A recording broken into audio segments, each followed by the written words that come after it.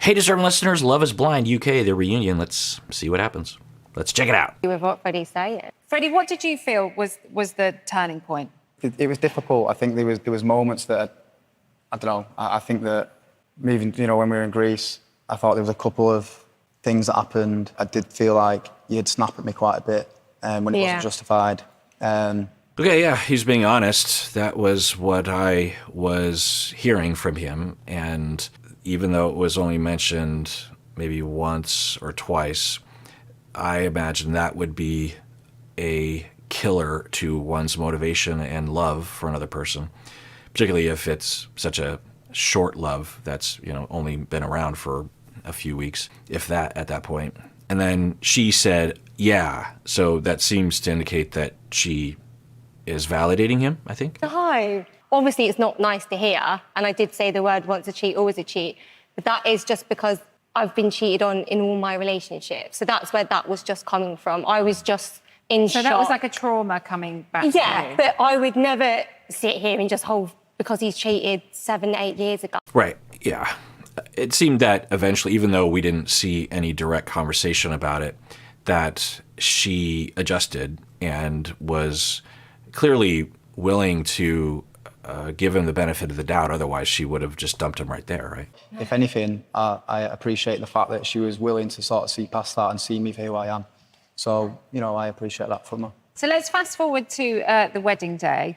Freddie, we've got to ask you about the earrings. You knew you weren't going to get married at that point. So why the gift? We'll see what he says. He seems to be self-aware and vulnerable enough to have an answer that would make sense. I hypothesized at the time that he felt bad and it was a guilt gift because he knew he was going to say no. And he's referenced that he has a lot of money, I think, and so maybe it was his way of trying to say, I'm sorry. I feel like if I didn't get the earrings, Yeah. it might have been frowned upon.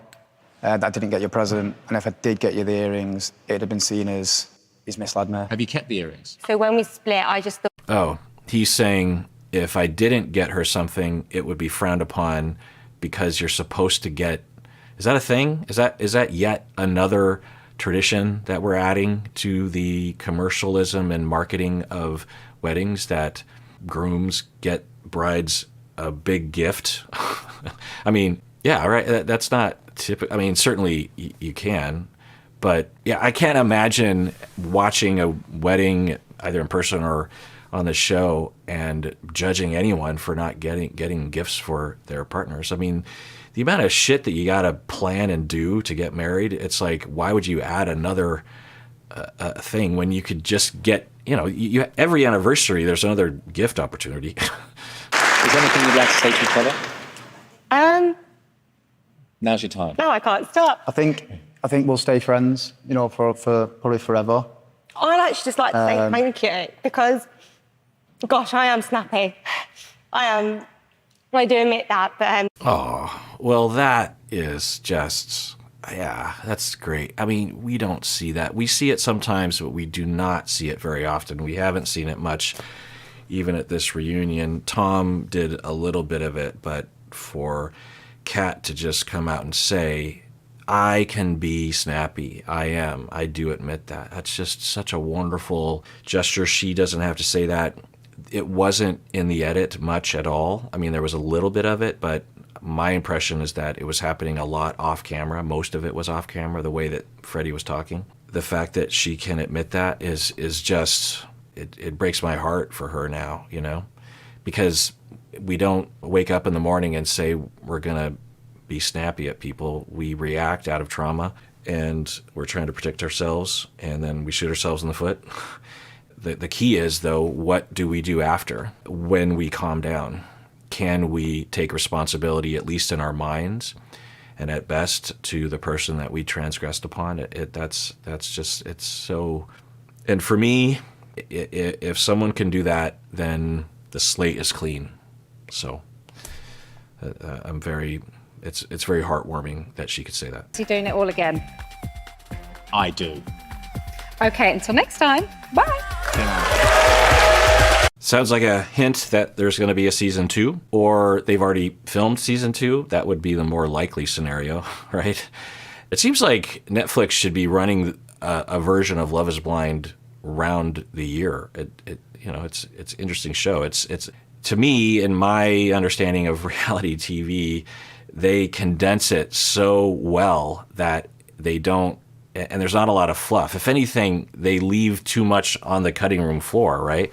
Other shows, they'll string stuff out and make things. Anyway, so that's the end of Love is Blind UK Season 1. And now I will start watching Love is Blind US Season 7, which has already started in all likelihood.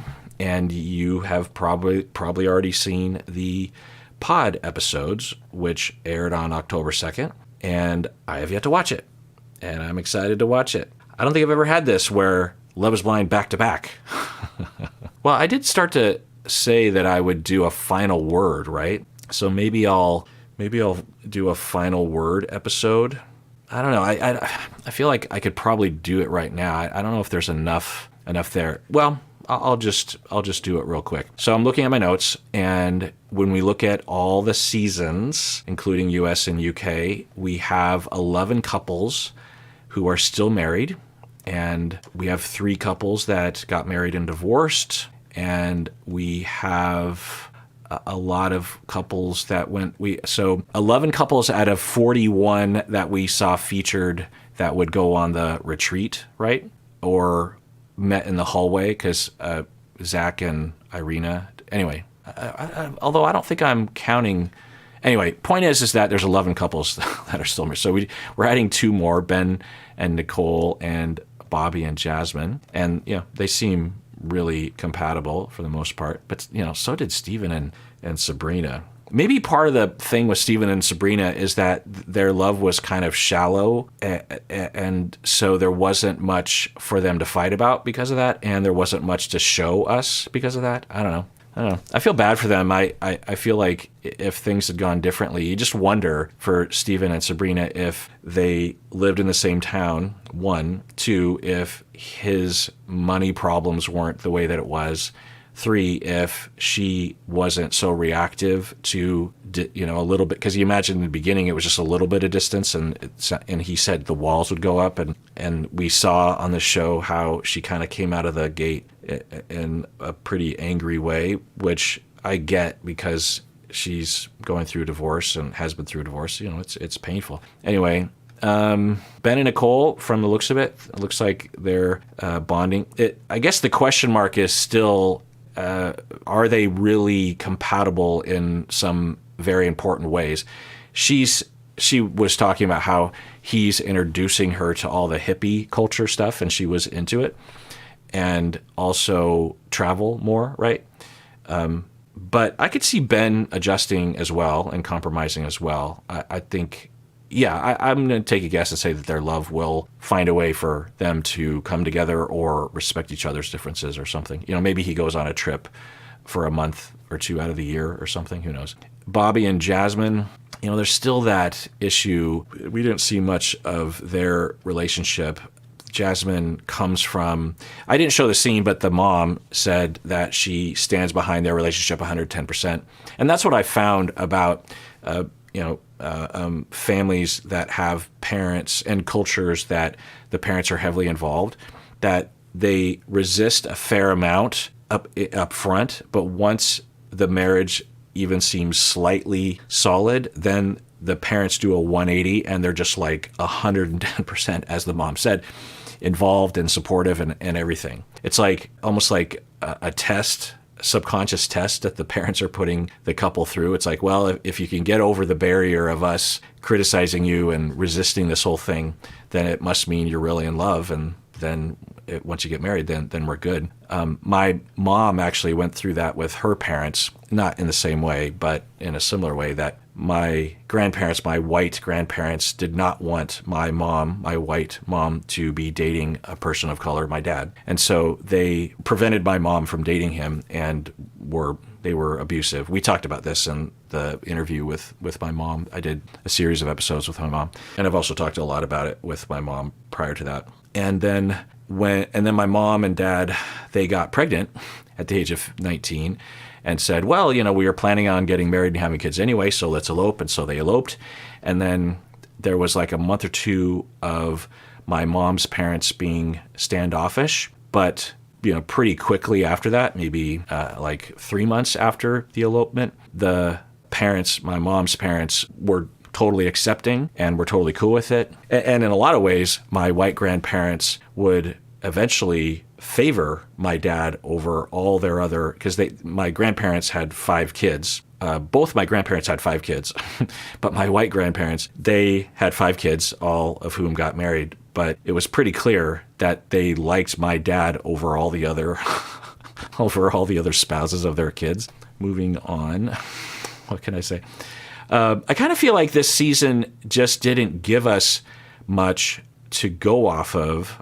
I'm really glad that Kat was able to say that she did. It really warmed the heart. That was really fantastic to see. Ollie and Demi seem like things are going well there. Tom and Maria seem like, I guess with Maria, there's some question marks about where she's at with things. They didn't go into it, but I'd be curious to see where she's at with, like, if I were to, I'm curious what she would say about that paying for the breakfast thing. If the story was different than the one we heard, or if she has some nuances around that, or if she's changed around that, or she's cool with it, but she knows that she probably should tell people up front, or, I'd be curious about that.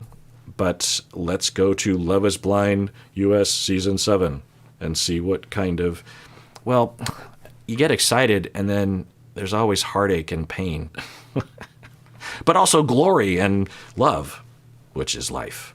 And take care of yourself because you deserve it. You really, really do.